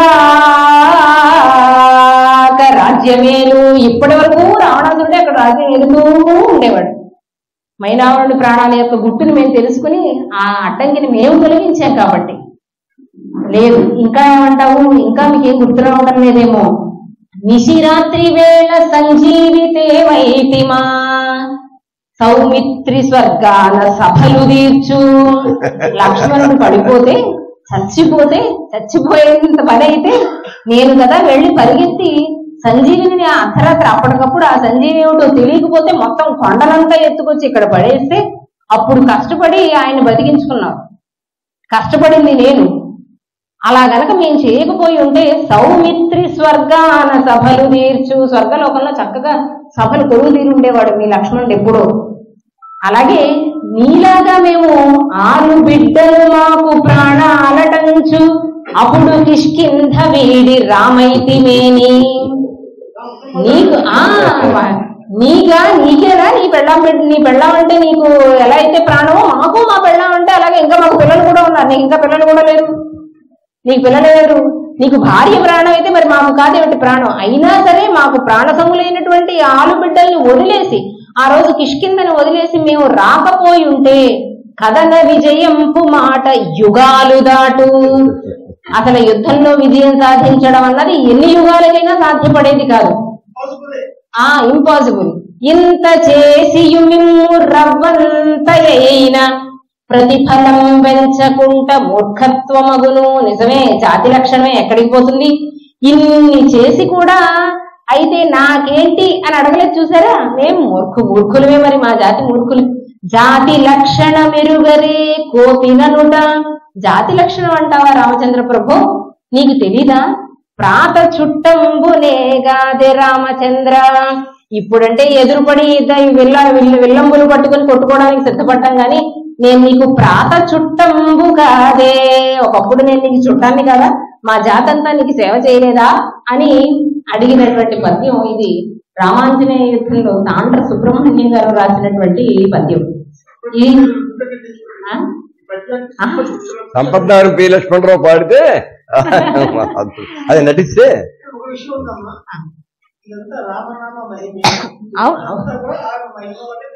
ఆయన మహిమ వల్లే జరిగింది ఇది. ఒక రకంగా ఇది నిందాస్తుతి, పైకి నిందలా కనిపించే స్థుతి తప్పితే కానీ ఇలా చెప్పుకుంటే ఇలా చెప్పడం అన్నది పైకి చమత్కారంగా ఉండడం కోసం చెప్పుకునేది. కానీ చివరికంతా కూడా రామనామ మహిమ. దాన్ని ఎవరు కాదనే మాట కదా. కాదంటే ముందు ఆంజనేయుడే వచ్చి కొడతాడు. ఆయనే ఒకసారి తోమ గట్టిగా విదిలిస్తారు. ఒక కల్పన చెప్పుకున్నాం కాబట్టి ఒక కవిత్వం అదే రాముడికి సంబంధించి మొల్ల రామాయణంలో ఓ పద్యం విన్నాం. కదలకు మీ ధరాతలమా, కదలకు మీ ధరాతలమా, కాశ్యపి పట్టు ఫణీంద్ర, భూవిషాస్పదులను పట్టు కూర్మమ, రసాతల భోగి ఢులీ కులీసులన్ విదలక పట్టు ఘృష్టి, ధరణి ఫణి కచ్చప పోత్రివర్గమున్ పొదూచు పట్టుడీ కరులు, భూవరుడీసుని చాపమెక్కిడు. లక్ష్మణుడు అంటున్నటువంటి మాటలు. శివధనుర్భంగం చేసే సమయంలో శివధనుస్సుని శ్రీరామచంద్రమూర్తి ఎత్తుతూ ఉన్న సమయంలో లక్ష్మణుడు అందరికీ ఓ హెచ్చరిక జారీ చేశాడు, జాగ్రత్త చెప్పాడు. ఏం చెప్తున్నట్టు ముందు అంటే, కదలకు మీ ధరాతలమా, భూదేవి కదలకు, జాగ్రత్తగా ఉండు. మా రాముడు శివుని యొక్క ధనస్సుని ఎక్కువ పెడుతున్నాడు, కదలకుండా ఉండు అంటే సరిపోదు, ఆ బాధ్యత ఎవరికి అప్పచెప్పాలట. అందుకని కదలకు మీ ధరాతలమా, కాశ్యపి పట్టు ఫణీంద్ర. కాశ్యపి అంటే భూమి. ఈ భూమిని పట్టుకో. ఎవరు? ఫణీంద్ర. అనంతుడు తన యొక్క సహస్ర ఫణముల చేత భూమిని మోస్తూ ఉంటాడు కదా. కాబట్టి భూమి కంటే కింద ఉండేవాడు ఆదిశేషుడు. కాబట్టి ఆ ఆదిశేషుడికి అప్పచెప్తున్నాడు భూమిని. ఏమని? భూమి కదిలిపోతుందేమో, నువ్వు జాగ్రత్తగా పట్టుకో. కాశ్యపి పట్టు ఫణీంద్ర, భూమిని జాగ్రత్తగా పట్టుకో ఫణీంద్ర అని చెప్తున్నాడు. ఈ ఫణీంద్రుడు మళ్ళీ ఇంకొకళ్ళకి అప్పచెప్తున్నాడు. భూ విషాస్పదులను పట్టు కూర్మమ. కూర్మం అంతకంటే కింద ఆ కూర్మావతారంలో ఏ స్వామి అయితే ఆ కూర్మానికి చెప్తున్నట్ట. ఆది కూర్మానికి ఏం చెప్తున్నారు అంటే, ఈ అనంతుణ్ణి, ఈ భూమిని, ఈ రెండింటినీ జాగ్రత్తగా పట్టుకో అని చెప్తున్నట్ట. ఈ రెండు బాధ్యతలు పెరిగాయి. కదలకు మీ ధరాతలమ, కాశ్యపి పట్టు ఫణీంద్ర. మరి భూ విషాస్పదులను, ఆ భూమిని, ఆ అనంతుణ్ణి కూడా, భూ విషాస్పదులను పట్టు కూర్మమ, నువ్వు దాని వాటిని జాగ్రత్తగా చూసుకో అని చెప్పి ఈ కూర్మాన్ని మళ్ళీ ఇంకొకళ్ళకి అప్పచెప్తున్నారు. ఎవరికి అప్పచెప్తున్నారు అంటే, రసాతల భోగి ధులీ కులీసులన్ విదలక పట్టు ఘృష్టి. ఆదివరాహం, అంతకంటే కింద ఉన్నటువంటి ఆదివరాహం. ఆదివరాహానికి ఏం చెప్తున్నట్ట? ఇదిగో ఇప్పుడు నీ పైన ఉన్నటువంటి కూర్మాన్ని, ఆ పైన ఉన్నటువంటి అనంతుణ్ణి, ఆ పైన ఉన్నటువంటి భూమిని, వీటన్నిటిని జాగ్రత్తగా పట్టుకో, కదలకుండా, ఆ బాధ్యత నీది అని ఆదివరాహానికి అవి చెప్పారు. రసాతల భోగి ఢులీ కులీసులన్ విదలక పట్టు ఘృష్టి. బాగుంది, అంతవరకు బాగుంది. మరి ధరణి ఫణి కచ్చప పోత్రి వర్గము. ఇప్పుడు ఈ వరాహాన్ని కూడా ఇంకెవరికి చెప్పేస్తున్నాడు. ధరణి భూమి, ఫణి అనంతుడు, ధరణి ఫణి కచ్చపము కూర్మము, పోత్రి ఆదివరాహము, ఈ వీటన్నిటినీ పోత్రి వర్గము, ఈ సమూహాన్ని అంతా కూడా పొదువు చూపట్టుడి, జాగ్రత్తగా పట్టుకోండి. ఎవరు? కరులు, అష్టదిగ్గజాలు ఏవైతే ఎనిమిది దిక్కులు ఉండి కాపాడుతూ ఉంటాయో వాటికి అప్పచెప్తున్నట్ట. ఎందుకింత ఇన్ని అప్పగింతలు దేనికి అంటే, భూవరుడీసుని చాపమెక్కిడు. ఇప్పుడు భూవరుడు శ్రీరామచంద్రమూర్తి ఈశుని చాపమెక్కిడు, శివుని యొక్క ధనస్సుని ఎక్కుపెట్టబోతున్నాడు, జాగ్రత్తగా ఉండండి అని చెప్పి అప్పగింతలు చెప్పాడట. ఇది ఇటువంటి పద్యం ఈ శైలిలో, ఈ శిల్పంలో, ఈ నిర్మాణంలో పద్యం సాహిత్యంలో చాలా అరుదుగా కనిపిస్తుంది. ఇలాంటి పద్యం అంటే మొల్ల కవితాశక్తి. అంటే అంత పెద్ద రామాయణాన్ని అతి చిన్న అనకూడదు, చిన్న గ్రంథంగా వ్రాస్తూ అందులో ఇంత కవిత్వాన్ని, ఇంత ఊహాశాలీనతని, అలాగే ఊహశాలీనతని ఆమె జోడించి చెప్పింది. కాబట్టి రామాయణం అని అన్నప్పుడు ఎలాగో ఎప్పుడు వాల్మీకి రామాయణం అది ఇది మాట్లాడుకుంటూనే ఉంటాం కదా, ఒక్కసారి మా స్త్రీ జాతిని కూడా తలుచుకున్నట్టు ఉంటుంది అని మొల్ల రామాయణం ఒక్కసారి గారు పెక్కుమారు అని పొగుడుకోవాల్సి వస్తే మిమ్మల్ని, తెగడాల్సి వస్తే మమ్మల్ని తలుచుకుంటూ ఉంటారు. అంతేనండి, అది మాకు ఆదిమంగా వస్తున్నటువంటి హక్కు. అంతే. హక్కుల్ని ఎవరు కాలరాయలేదు. అడతలేకపోయారు. అలాగే సరే అంటే సమయం నన్ను ఎంతసేపు ఏమిటి అదేం లేదు, జాగ్రత్త చేద్దాం. సరే, వసంతంలో ఉన్నాం కాబట్టి వసంత ఋతువు గురించి ఒక పద్యం విని తర్వాత నా 2 పద్యాలు చెప్పిస్తాను. వసంత ఋతువు గురించి వర్ణన. విశ్వనాథ సత్యనారాయణ గారి తెలుగు ఋతువులు అనే లఘు కావ్యంలో ఆయన ప్రతి ఋతువుకి ఒక్కొక్క ఋతువుని 10 శీర్ష పద్యాలలో దాన్ని వర్ణన చేశారు. కాళిదాసు ఋతు సంహారమే దీనికి ప్రేరణ.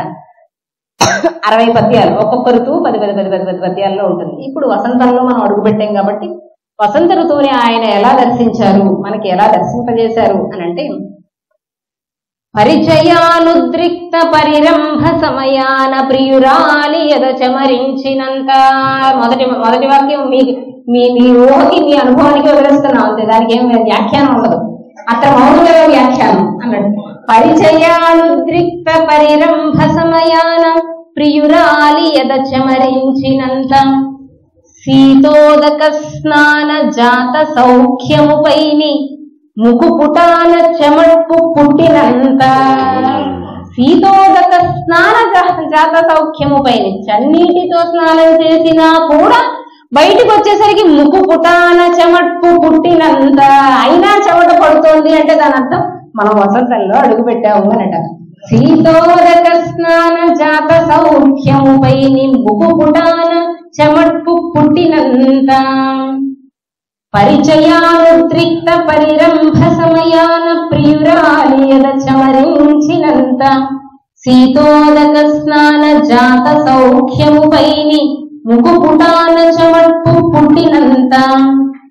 పేరంటమునకేగు పిన్న బాలిక వాలు జడ మల్లె మొగ్గ కనపడిన ఎంత.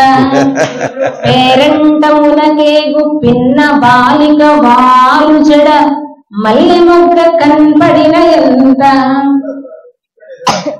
ఇప్పుడు కనపడిన అయ్యో అలా అంటారు, ఎందుకైనా మంచిదని మల్లెపూలు ఎందుకు పెట్టుకుని వచ్చాను.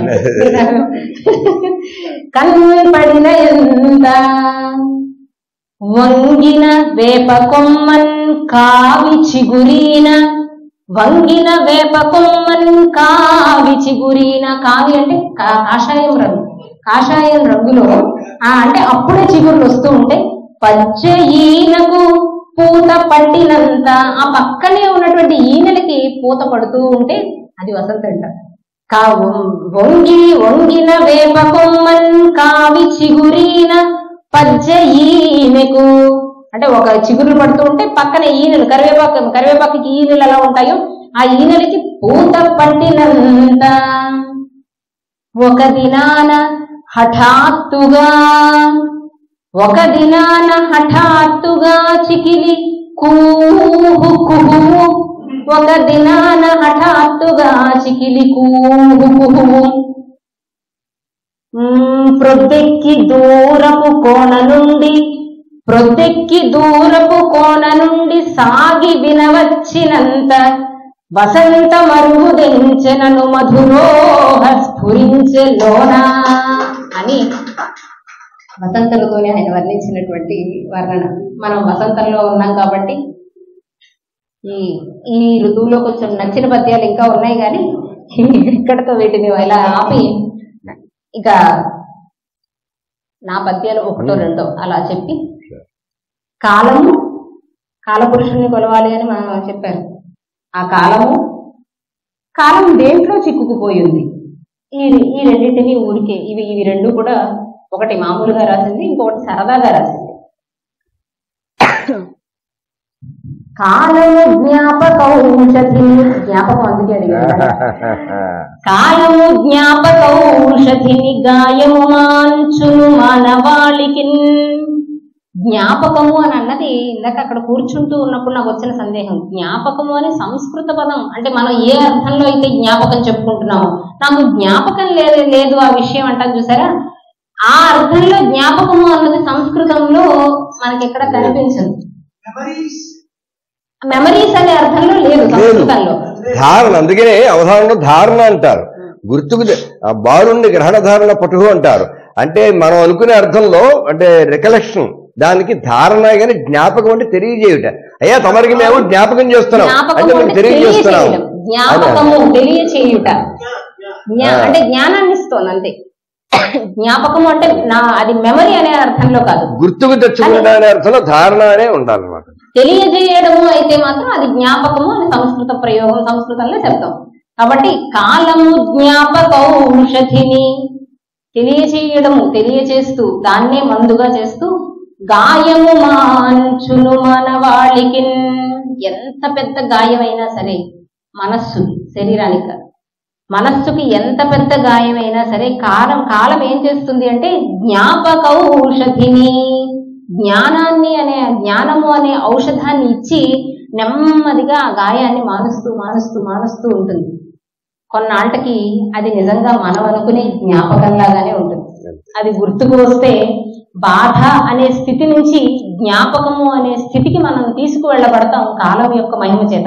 ఈ జ్ఞాపకం మాత్రం మనం అనుకునే మెమరీ అనే జ్ఞాపకం. ఆ జ్ఞానం ఇచ్చి దాన్ని మనం ఆ స్థితికి తీసుకువెళ్తుంది. కాలము జ్ఞాపకౌషధిని గాయము మాంచును మానవాళికి.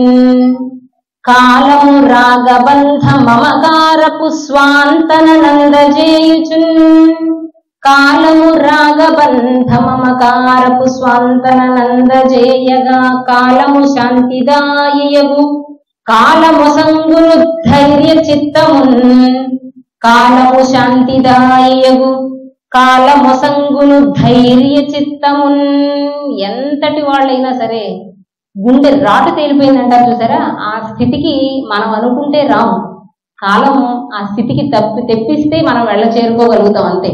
ఎందుకంటే ఎప్పుడైనా ఏదైనా ఒక బాధ కానీ లేదా ఒక నష్టం కానీ ఒక కష్టం కానీ వచ్చినప్పుడు చుట్టుపక్కల వాళ్ళు ఎంత వచ్చి మనకి ధైర్యాన్ని ఇచ్చినా ఒక స్వాంతాన్ని ఇచ్చినా అది పురాణ వైరాగ్యం ప్రసూతి వైరాగ్యం లాగా ఆ స్వాంతన లేకపోతే ఆ ఓదార్పు ఆ ధైర్యం తత్కాలానికి మాత్రమే పరిమితం.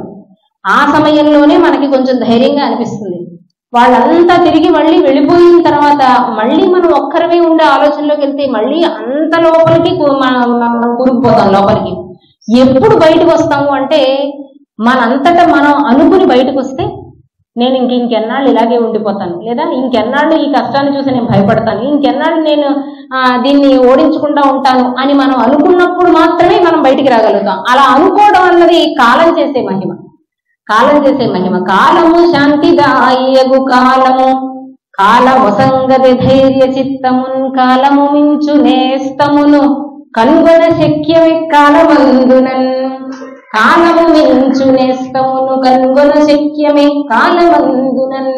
నిజంగా కాలం మంచి స్నేహితుడు మనకి చాలా రకాలుగా. మనం గుర్తులేదు అని అంటాం కానీ మతిమరుపు అంటాం కానీ చాలా విషయాలు మరిచిపోవడం అన్నది ఎంత పెద్ద వరమో అనిపిస్తుంది.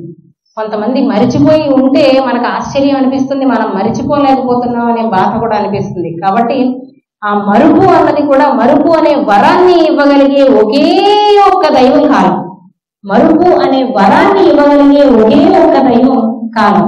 కాబట్టి అలాంటి కాల దైవములకు నమస్కరిస్తూ ఈ కాలం ఇప్పుడు ఎవరికి చిక్కుకుపోయింది అంటే దండము స్మార్ట్ ఫోన్లకు. ఒక్కసారి సభ అలా భారంగా అయిపోతే నాకు నచ్చదు, సభ నవ్వుతూ ఉంటేనే నాకు నచ్చుతుంది. దండము స్మార్ట్ ఫోన్లకు.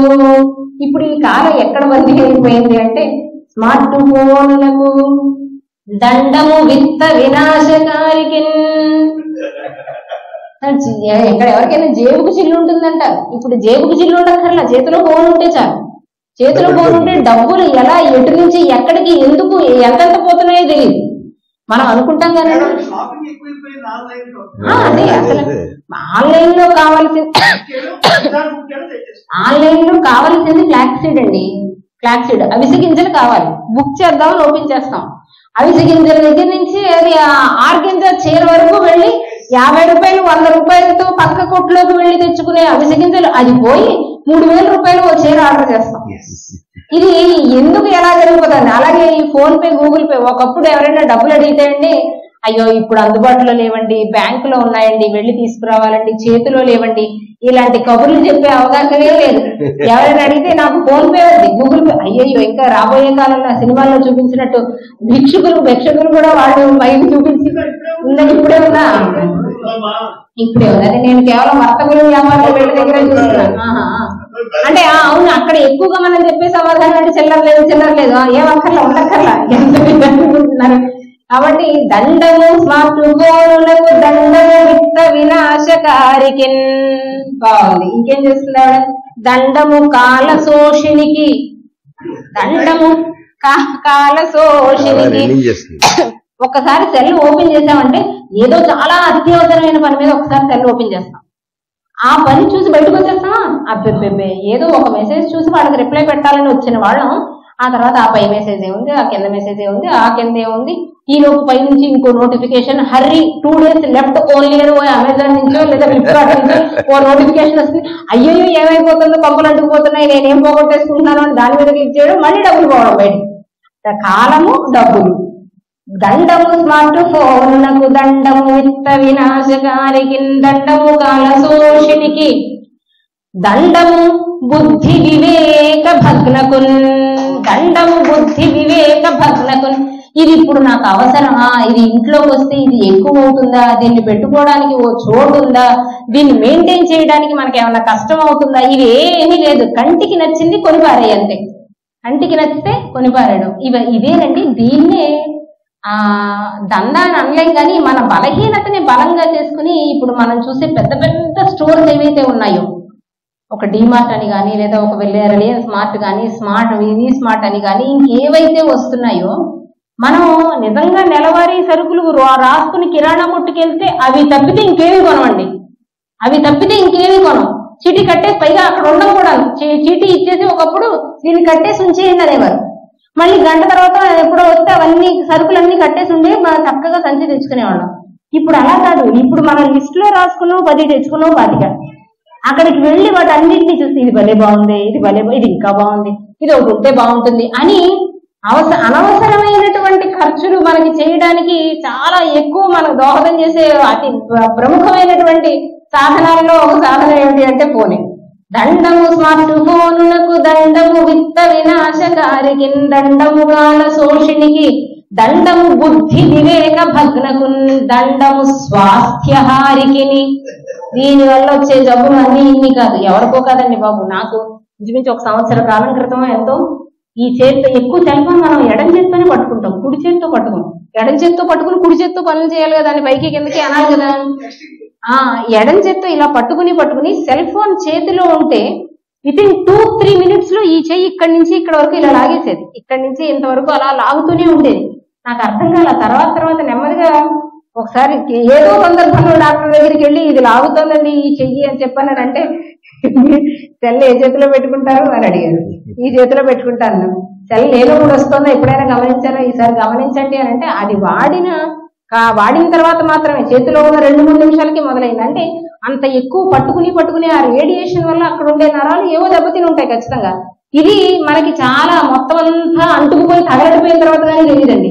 ఈ బీపీ షుగర్లు వీటన్నింటికంటే కూడా చాలా ప్రమాదమైంది ఇది. ఎందుకంటే దేని వల్ల ఎవరి శరీరం మీద, ఏ అవయవం మీద అది ప్రతికూల ప్రభావం చూపిస్తుందో తెలియదు. ఇప్పుడు తీపి ఎక్కువ తింటే షుగర్ వస్తుందని అందరికీ తెలుసండి, జాగ్రత్త పడతాం పోనీ.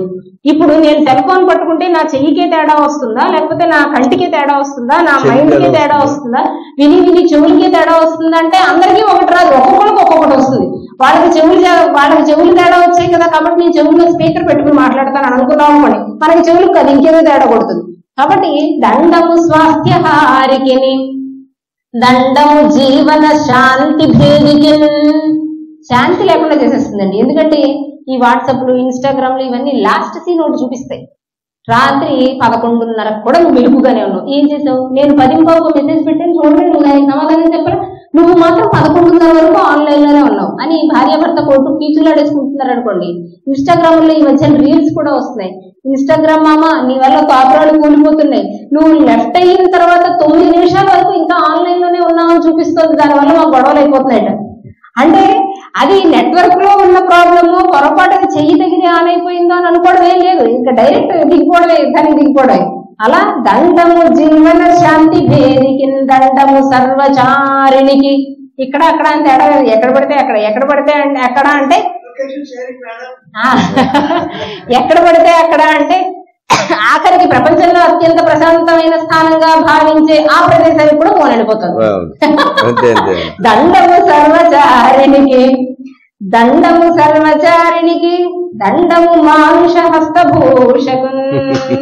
చేతికి ఒక భూషణలాగా అయిపోయింది అని చెప్తూ కాలము, ఆ కాలం గురించి మాట్లాడిన తర్వాత సభ అలాగే ముగిస్తే నాకు కొంచెం భారంగా ఉంటుంది. నేను మనిషిని భారంగా ఉండడానికి ఇష్టపడను, తేలిక పడడానికి ఇష్టపడతాను. రెండు రకాలుగా, మానసికంగాను శారీరకంగాను. కాబట్టి ఈ పద్యంతో ముగించాలి అని అనుకుంటూ ఈ అవకాశం నాకు కలిగించిన బాబుశ్రీ గారికి ప్రత్యేకంగా కృతజ్ఞతలు తెలియజేస్తూ, క్రోధినామ సంవత్సరంలో మళ్ళీ ఒకసారి నరసాపురంలో అడుగుపెట్టి సంవత్సరం అంతా మీరు వస్తూనే ఉంటారు అని నాకు ఆహ్వానం పలికినందుకు బాబుశ్రీ గారికి ప్రత్యేకంగా కృతజ్ఞతలు తెలియజేస్తూ, కాలాతీతమైనప్పటికీ కూడా ఉండి నా మాటలు, తెలియని మాటలు ఏముంటాయి, అన్ని తెలిసిన మాటలే చెప్పుకుంటాను. అయినా సరే ఆ ముచ్చటతో ఆనందిస్తూ ఆశీర్వదించినటువంటి రసజ్ఞులైన ప్రేక్షకులందరికీ కూడా ప్రత్యేకంగా పునః ధన్యవాదాలను తెలియజేస్తూ, స్వస్తి ప్రజాభ్యః పరిపాలయంతాం న్యాయేన మార్గేణ మహిమహీసాః గోబ్రాహ్మణేభ్య శుభమస్తు నిత్యం. లోకాః సమస్తాః సుఖినో భవంతు. స్వస్తి.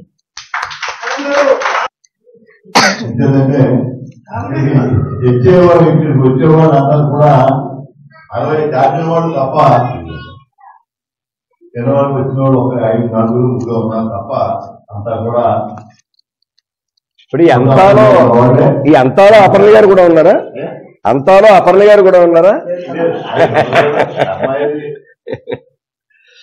అంటే ఏంటంటే వాటిని కూడా మనం గౌరవించుకుని పంపేటువంటి సాంప్రదాయంలో మనం ఉన్నాం కాబట్టి ఆ కార్యక్రమం కూడా చేసుకున్నాం. ఇక్కడండి నా మాట రిక్వెస్ట్, ఆ పదం ఇంగ్లీష్లో వాడుతున్నా వచ్చేస్తాను. ఏంటంటే ఒకటి ఏది ఏమైనా మీరు రాసి చూడండి, ఏంటండి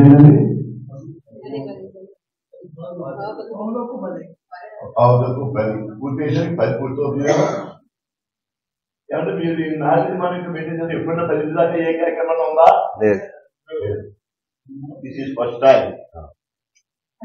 ఎంతమంది ఇంకా ఉన్నారంటే అది ఇది నేను అందుచేతే పెద్దలు తప్పించాలనేటువంటి కోరికతోటి ఇది కోరిక చేశాను తప్ప వేరే కాదు. యాక్చువల్గా అయితే రేపే నిన్నే చేయాలి, కానీ వాళ్ళు నిబంధన పెట్టకూడదు, మనం భయపడాలి అని ఉద్దేశం.